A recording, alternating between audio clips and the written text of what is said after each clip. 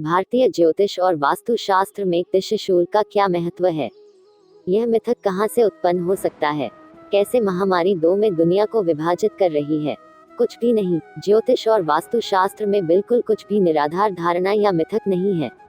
अगर किसी भी चीज पर कोई धारणा बनती है तो यह या तो ऐसा कुछ है जिसका स्रोत गायब है और इसलिए हम इसके अर्थ को समझने में असमर्थ हैं, या ऐसा इसलिए है क्योंकि हमें यह जानने के लिए पर्याप्त नहीं सीखा गया है कि विशेष नियम या धारणा कहाँ से आती है।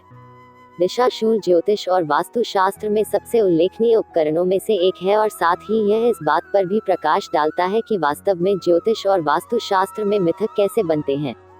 यदि आप इस बारे में थोड़ा विस्तार से जाने कि मिथकों का निर्माण कैसे हुआ, विशेष रूप से वैदिक धर्म के संबंध में, तो आप देखेंगे कि यह उन लोगों के कारण नहीं है जिन्होंने झूठे कानून बनाए हैं। यह उन लोगों की वजह से है जो बिना गहराई से अध्ययन किए उन कानूनों को झूठा और बेवकूफ मानते हैं। समय के साथ हमने कुछ भी आलोचना करने की आदत विकसित की है जो हमारे स्वयं के दिमाग में अतार्किक लगती है। हम शायद ही कभी यह सोचना बंद कर दें कि शायद हम वही हैं जो बिना सूचना के हैं और कोई और सही हो सकता है। त्रिशूल मूल रूप से एक विशेष दिन की अवधारणा एक विशेष दिशा में यात्रा के लिए शुभ है। यह एक मिथक नहीं है, लेकिन मिथक को वापस लाने के लिए बहुत मजबूत सिद्धांत हैं। यह ज्योतिष के कुछ सबसे बुनियादी कानूनों पर आधारित है। सबसे पहले, प्रत्येक दिन एक विशेष ग्रह द्वारा शासित होता है। इसमें कोई रॉकेट साइंस नहीं है, यह एक सरल कानून है और काल होरा नामक एक नाड़ी तकनीक का उपयोग करता है। वही काल होरा जो मुहूर्त शास्त्र में भी प्रयोग किया जाता है। सूर्योदय के बाद के पहले घंटे का होरा दिन भगवान बन जाता है। महीने के पहले घंटे, सूर्योदय के बाद का होरा स्वामी महीने का स्वामी बन जाता है। उसी तरह वर्ष के पहले घंटे का होरा प्रभु वर्ष का स्वामी बन जाता है। इसलिए प्रत्येक घंटे, प्रत्येक दिन, प्रत्येक माह और प्रत्येक वर्ष एक ग्रह द्वारा शासित होता है।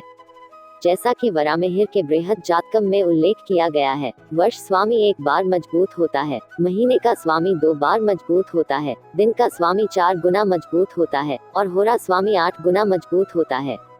होरा एक ऐसा मजबूत उपकरण है जो न केवल दिन, महीने, वर्ष के स्वामी द्वारा परिभाषित किया जाता है, बल्कि यह सप्तऋषियों में से एक महर्षि कश्यप द्वारा दी गई नाड़ी ज्योतिष में भविष्यवाणी की पूरी विधि है।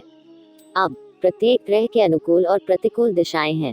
जब भी किसी व्यक्ति की कुंडली में कोई विशेष ग्रह मजबूत होता है तो उन्हें उस दिशा में सफलता मिलती है।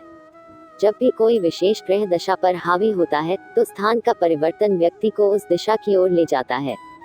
यदि कोई व्यक्ति विपरीत दिशा में शिफ्ट होता है तो विकास कम हो जाता है। ये बहुत ही सामान्य ज्योतिषीय सिद्धांत हैं। प्रत्येक ग्रह की दिशाएं नीचे विस्तार से बताई गई हैं। सूर्य पूर्व का शासक, इसलिए पश्चिम में कमजोर। चंद्रमा उत्तर पश्चिम का शासक। रानी होने के नाते चंद्रमा सूर्य के साथ शक्ति खो देता है।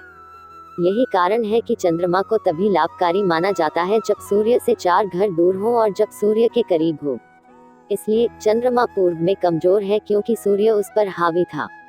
मंगल दक्षिण में नियम, उत्तर में कमजोर। बुध उत्तर का शासक, लेकिन बुध को इसके संघ द्वारा परिभाषित किया गया है।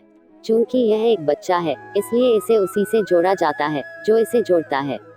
इसलिए यदि लाभार्थी के साथ यह एक लाभकारी के रूप में कार्य करता है, यदि पुरुषिक के साथ यह पुरुषवादी के रूप में कार्य करता है। लेकिन अगर अकेले छोड़ दिया जाए तो यह अनाड़ी और दिशाहीन है।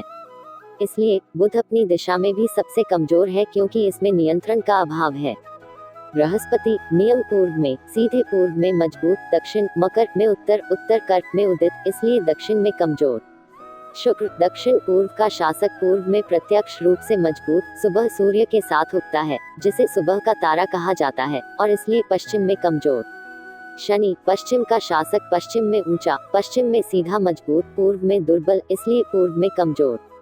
अब हमने प्रत्येक ग्रह की ताकत और कमजोरियों पर फैसला किया है।